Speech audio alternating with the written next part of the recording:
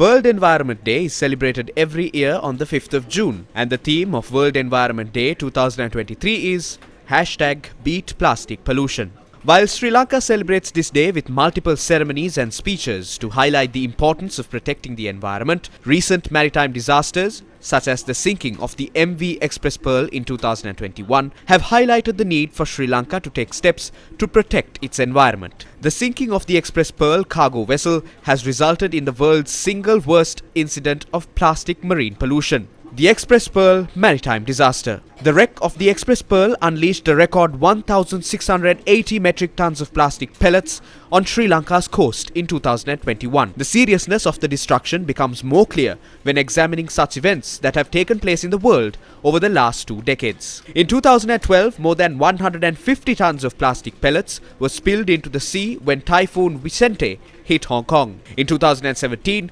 49 tons of plastic pellets from containers that fell off a ship polluted Durban Harbour in South Africa. In 2020, 13 tons of plastic pellets polluted the northern seas, and the same year, an estimated 743 million nurdles that poured out of a cargo vessel polluted the Mississippi River in the USA.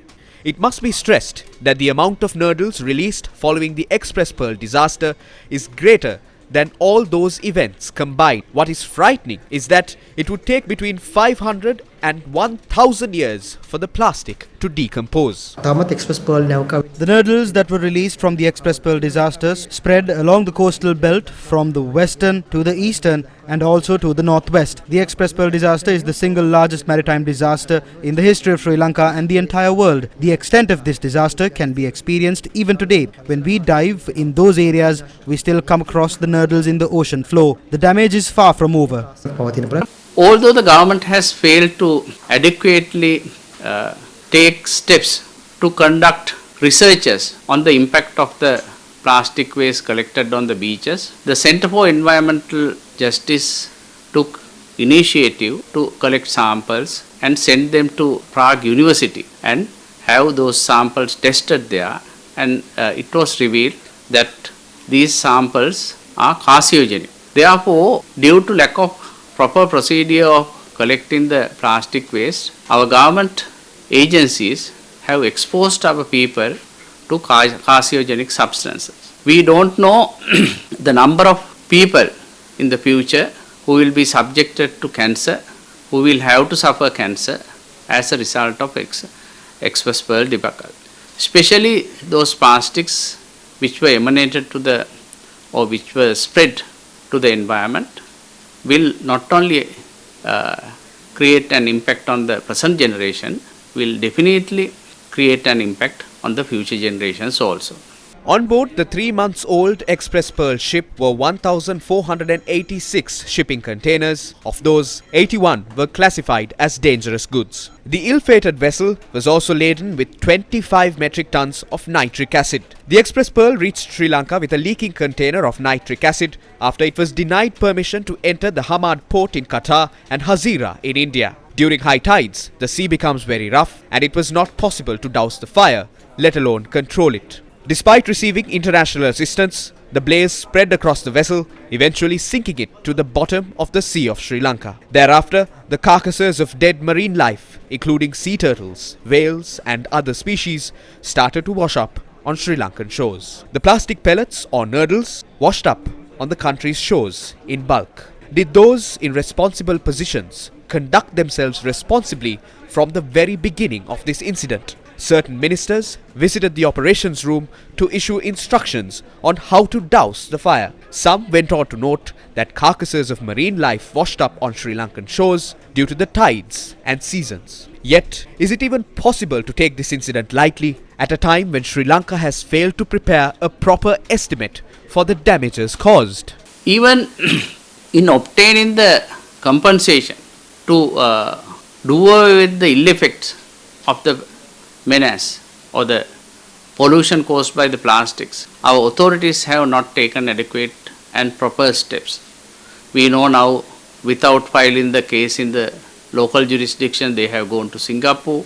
Now they have failed to give information as to what's taken place in Singapore to the general public.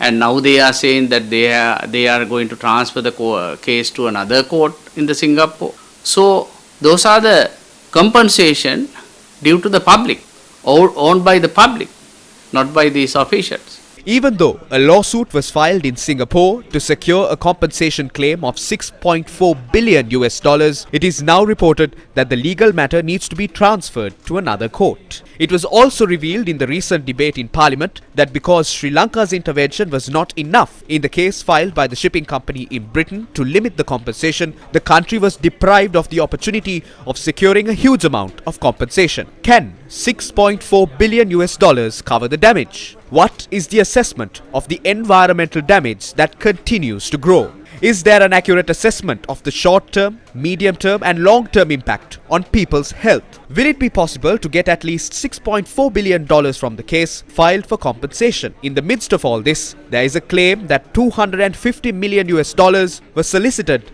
as a bribe.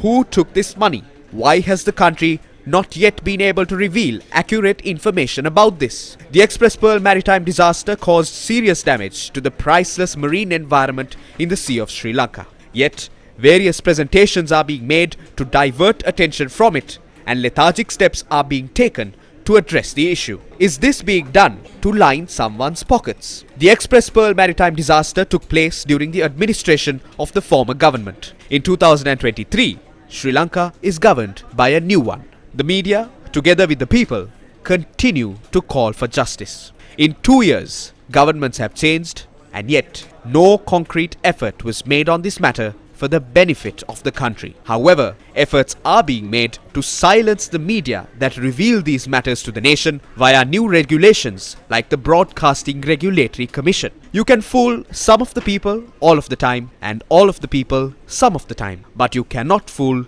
all of the people all of the time.